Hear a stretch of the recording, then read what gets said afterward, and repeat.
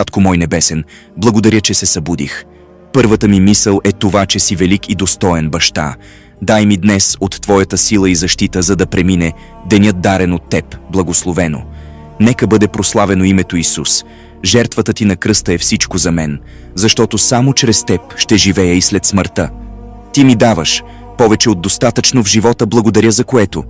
Любовта Ти, Боже, е необятна и неизмерима, защото си ми дал свободата да избирам. Толкова време си ме чакал търпеливо да Те позная лично. Прости ми за всички грешки, с които съм наранил Святия Ти Дух. Моля за присъствието Ти, все така близо до мен и семейството ми. Без Теб не мога, нито за секунда дори. Моля, споделете и бъдете благословени с тази изповед пред наши Спасител Исус Христос. В Неговото име да кажем Амин.